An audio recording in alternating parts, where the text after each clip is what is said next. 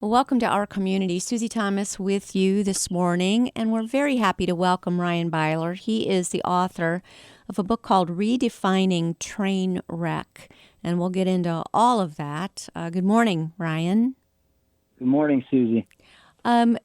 First of all, Redefining Train Wreck is not a brand new book. This came out about a year ago. Is that right? Correct. It came out April 27th. Was a national release date, but I had released a few copies earlier. But yeah, it's a little over a year since I've released it. Well, let's let everyone know just a general idea of what this is about, and then we can truly get into your story. So what is Redefining Trainwreck? What does that title mean? Okay, I'll give you a little bit of information about the book, and then go into the title itself. The book chronicles the life that my wife and I shared together. We were married back in 2003, and we were only married a little over 2 years, and I lost my wife. It was reported in the papers as a train wreck, a train accident, and I don't remember the accident. I woke up afterwards. But the book goes through the time when we first met, and from that time to when we were married was only 6 months. And then it talks about our married life. It talks about the day of the accident. And then everything that happened after the accident that I needed to do in order to overcome a great loss. So that's a little bit about the book. The title itself, and I don't want to give too much away, but I needed to come up with another definition of that day because it's such a horrific memory for me. Yeah.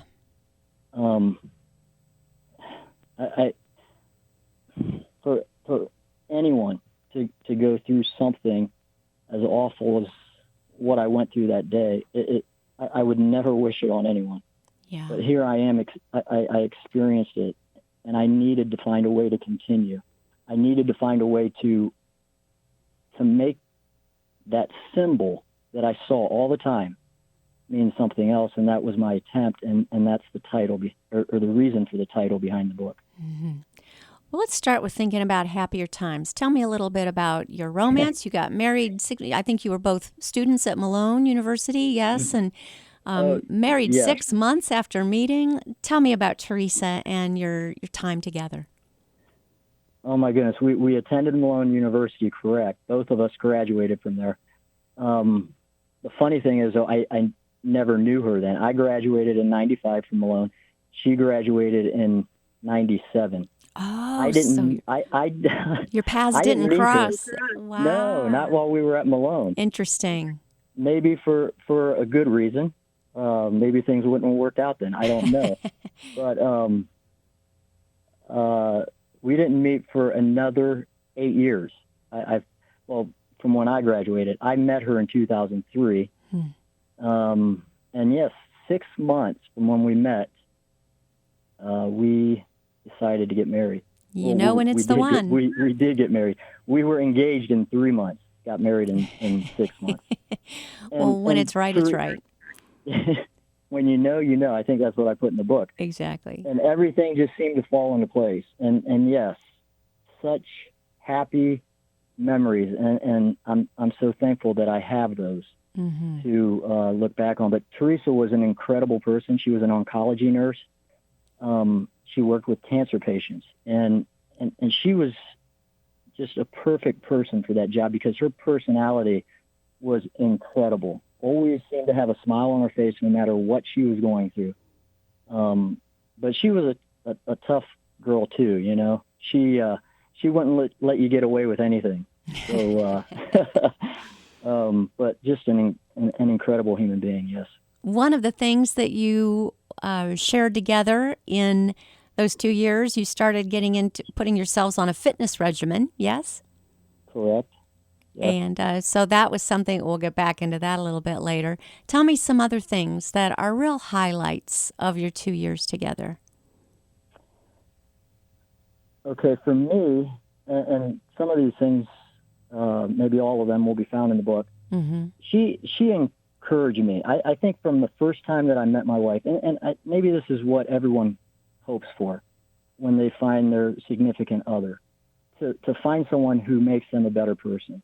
Yeah. And from the first time that I met Teresa to the last time I spent with her in our car together, we had a great day that day. We were went to church and did many different things.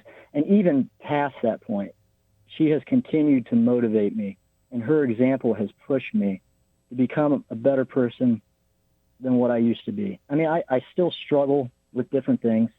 I've gone through quite a bit, and I have days where I'm just like, nothing seems to be going right, and it takes its toll. But yeah, she was. If she was here, she would tell me, just suck it up and push through. Wow. She wouldn't let me get away with anything. Or, yeah. So, did I answer that question properly? I hope I did. Well, absolutely beautifully. When a young person loses a spouse, it can be just so devastating. Well, when an older person loses a spouse, it's devastating. It's devastating when there's an illness involved and you walk through that long time together. But when something is so shockingly sudden as an accident, as an automobile accident, and in this case with a train, it's shocking, it's sudden, and you survived it somehow, so that you not only have to try to heal physically, but then heal emotionally, heal spiritually at the same time. How are you doing, Ryan? And this is, I'll go back to my previous answer where I still feel that nudge from Teresa encouraging me, because even though we were together a short time, 3 years overall, it seemed much greater just because all that she brought into my life. And, when I'm going through the tough times, and there are tough times, it's now been, the accident happened in 2006. So it's been a little over 14 years. Yeah. But even so, that there are tough times, and times that I need to work through, and times that I probably don't always handle every situation the best that I can. And I think back to what Paul states, where he says the things he wants to do, he doesn't always do them. Right. And I find that I know what I want to do. I know the right thing to do in certain situations. And I don't know if these factors come in and are playing a part in how I handle things today. I think probably so, because I witnessed such a horrific event. Yeah. I think I still do feel a little bit of that day in certain situations. And, when I make the mistakes, I have to know I'm human. And I give it to God. I ask for forgiveness. But I push on. Yeah. And I think overall, with everything that has happened, I feel completely blessed to be where I'm at, because, yes, I did survive that accident. And I'm thankful for the life that God has given me, and now for this opportunity to share a positive message. I don't want to ask you anything that you're not comfortable answering, so let me just put that right out there. Okay, and I'm pretty comfortable with a lot. So, well, what do you remember, or did you just kind of wake up in a hospital and be told what happened? Wow. So I'm not going to give this all away. I shared writings on my Facebook page as I was completing the book. Because I was writing the book from home, it gave me a little more motivation. When I would post something, my friends would reply to it and encourage me to continue to write. The one thing that I did not post on that page was the day of the accident. Yeah. I left that for the book. But I will tell you, I woke up in the car. I was knocked unconscious. I don't remember the accident itself, but I woke up in the car soon after, and found my wife in the condition she was in, and there was nothing I could do. I felt completely hopeless and helpless at that point. So do you cry out to God? Over, yeah. I did, yes, I did, for sure. I reached over, I grabbed her, excuse me. Sorry. I tried to control her actions from everything that had taken place because the train hit on her side of the car. But there was little that I could do. Yeah. I reached for my cell phone. I called the emergency response operator, and she told me that it had already been called in and that someone was on the way. But I spent 5 to 10 minutes alone in the car with my wife. And I never got the opportunity to say goodbye. And that was one of the toughest things I had to deal with. Yeah. I'm wondering if writing about the book and posting on Facebook was a cathartic experience for you and part of your healing process? Yes. If this happened 14 years ago, it took some time before you were able to write about it, I'm guessing.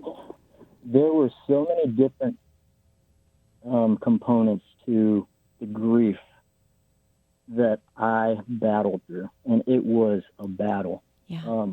So many days when I just wanted to.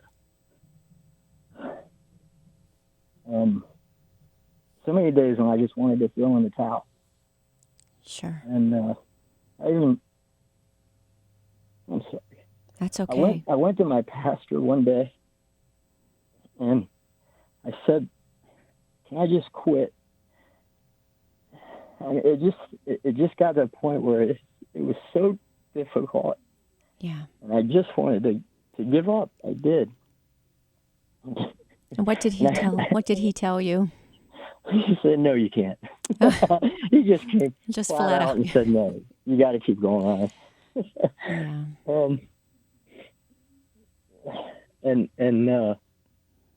I'm grateful for that advice. Yeah. I'm grateful. Did someone recommend to you that you put this in a book? I mean, my goodness, it's enough to try and just live through something and at one point put one foot in front of the other and go on. But where did the idea of perhaps what I've been through might help someone else, and I'm going to write this down, when did that idea come to you? It was probably about 5 years out, and I had written a few things and shared them on my Facebook page, and some of my friends encouraged me to continue with that writing, maybe even someday speak about it.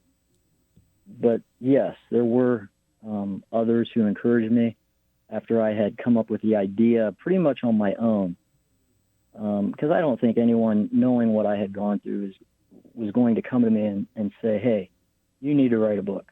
They didn't want to put any more pressure on me than what I already had to deal with. So it was something I came up with on my own, but something that others, yes, they encouraged me to pursue it. Once you and real quick, if I can go back to the last question, I want to thank Pastor Ross Miller.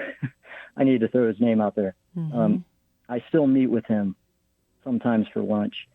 And he's been a very helpful source for me over the years. Awesome. We're speaking with Ryan Byler. He's author of Redefining Trainwreck, and we'll be back after these words. You're listening to Our Community. Welcome back to Our Community. Susie Thomas talking with author Ryan Byler. He has written Redefining Trainwreck.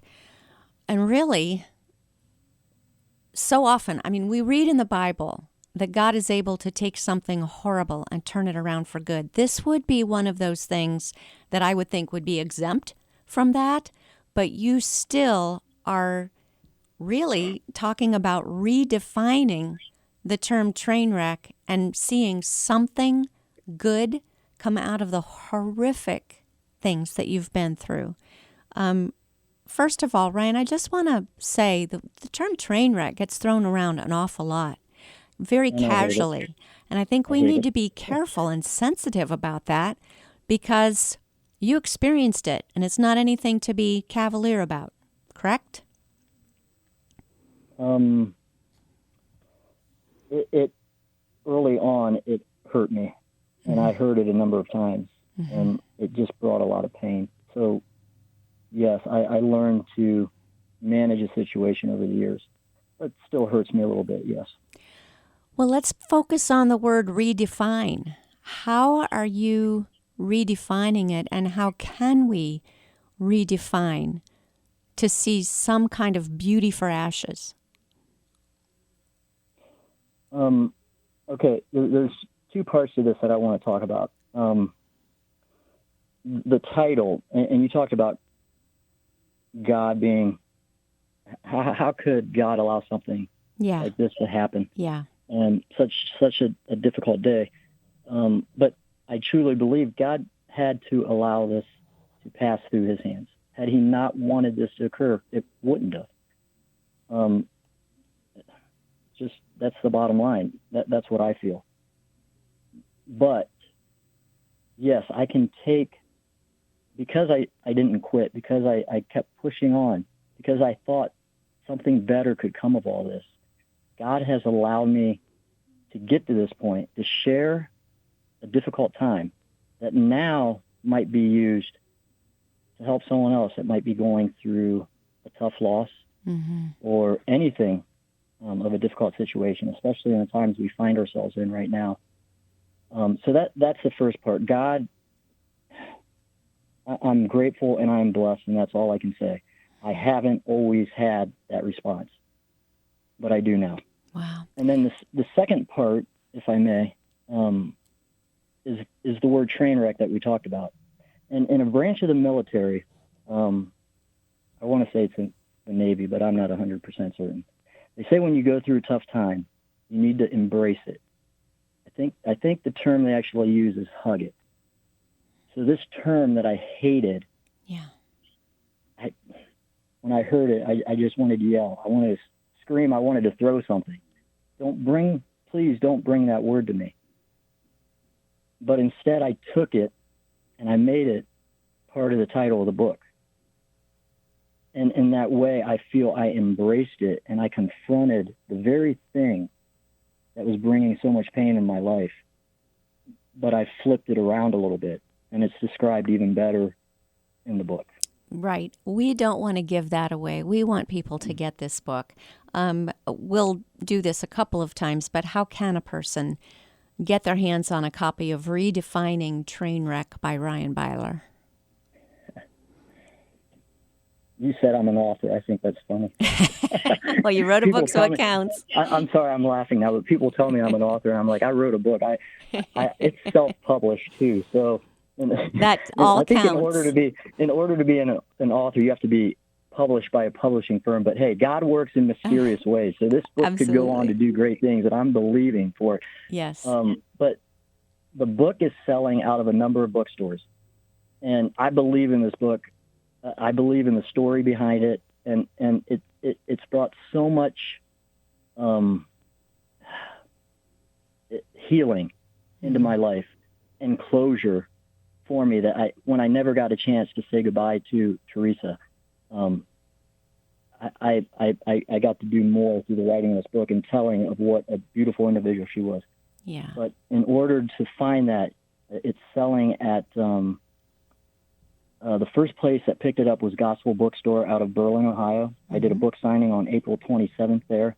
They're still selling it. Faith View Books, which is, it has a Fredericksburg address, but it's close to Mount Hope, has sold many, many copies for me. I'm so grateful for all they've done.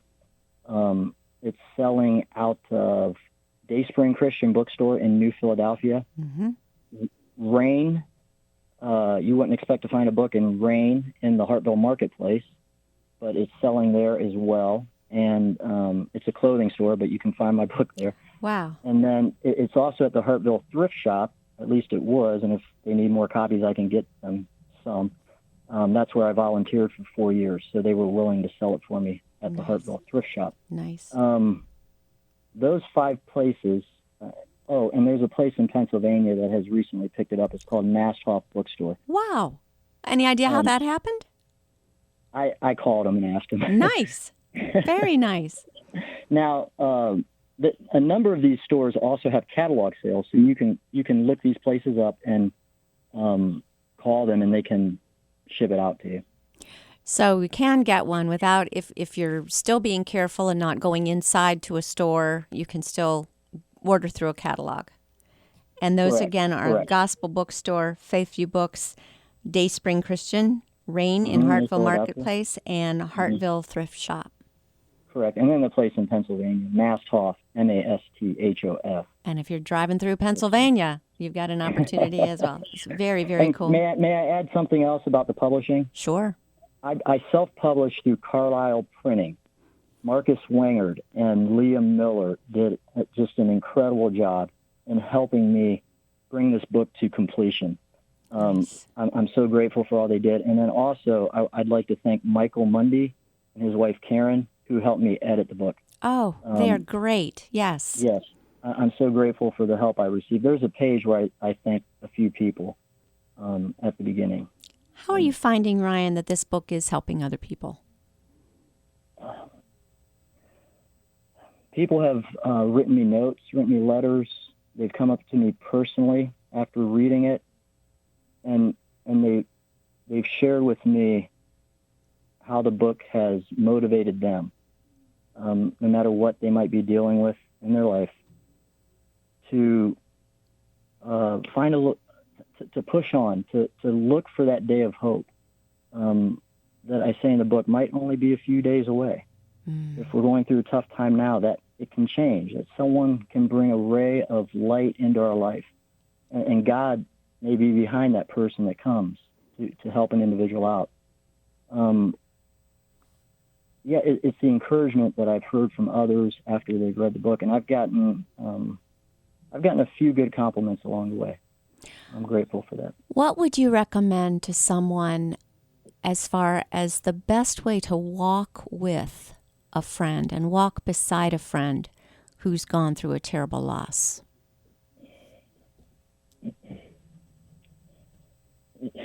I mean, that it's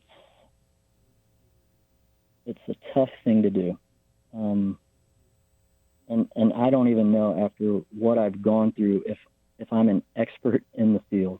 What do you wish somebody would have done for you, or wish they would have done differently? You know, I had a lot of help along the way, and I think there are times in grief, when you lose someone to death,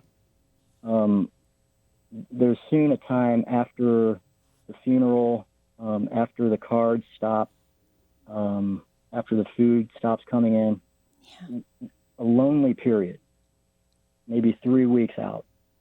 I think I went through a little phase where I wish more people had stopped in to see me during that time. Yeah.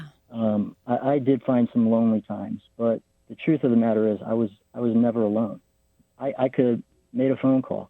I could have walked down the road to a friend's house. I could have gotten in my car and driven somewhere. I had many people who were willing to help. But I think if you're helping someone go through who's going through a difficult time, just to be there for them, listen to them, and not necessarily. I mean, give a little advice here and there, but maybe not too much. But if you're just there to listen and let them know that you care about them and what's going on in their life right now, I think that's about all you can do. Yeah. Right now, it just doesn't seem like your book could have come out at any better time, because everybody's gone through some kind of loss, job loss, or just loss of connection with people. People are having to be so isolated right now. And if they do lose someone to death, not even allowed to grieve in a normal way, because we haven't been able to gather in large groups to be able to do those things you normally do. So your book, I'm thinking, might be one nice way to reach out to someone and say, here's something that might help you. So whether you're going through something or you know someone who's going through something, I would think this would be a wonderful way to be able to help, instead of the casserole, have a book delivered to their home. Your thoughts? The casserole's always good, too. The casseroles are good. Once we're allowed to start doing that again. But yes, my thoughts on that. Your thoughts on that, yes. Yeah, I believe that's the reason I wrote the book. I don't know how good of a minister I am. I know I'm not a perfect person, and I make mistakes, and I want to be the best example to another person that I can be, and I want to stand behind what I write and say, this is who I am, and this is what I believe. And please take this story and let it minister to you as best that it can. That is my hope. I mean, if anything could happen with a book. And soon after I finished the book, I had never planned to write a book in my life. And then this happened to me. So things changed. And after I finished, I felt like it was more than I could have ever done on my own. I actually cried because I had put in so much time and effort, and I wanted to make it the most perfect thing, not just for God. I mean, he should be number one, and I hope that he was the number one reason for me writing it, to honor him, even through a difficult time, but also to honor my wife. And that's why everything about it means so much to me. And I know it's never going to be perfect, but I strive to make it as good as it can be. And I cried because I thought, even though I worked so hard and wanted it to be perfect, it was even, in my opinion, better than what I could have ever done. And awesome. I thank God, because I believe truly that he had a huge, the most important part in all of that. The book is called Redefining Trainwreck. It's by Ryan Byler. You can get it at a number of local bookstores. And Ryan, you have a Facebook page or something where people can find out more? I do. If you do a Facebook search on the title of the book, Redefining Trainwreck, the page should come up. And I don't even believe you need to have an account in order to view the page. It's open to the world. Nice. And it's got pictures out there. It's got excerpts. Like I said, I wrote I shared the writings as I was completing the book. So there are samples of my writing out there. They may not all be edited like the book is, but the page itself, it's a long page description. So I'm not going to give you that. I would just do a search on the title of the book in Facebook, and that should bring it up. We will do it. I think you could do it on Google as well, or any search engine. Yes. Well, God bless you, Ryan Byler. We certainly will continue to pray for you through all the coming days. Thank you, Susie. Thank you so much. Thank you so much for letting us know about this on our community today. You're welcome.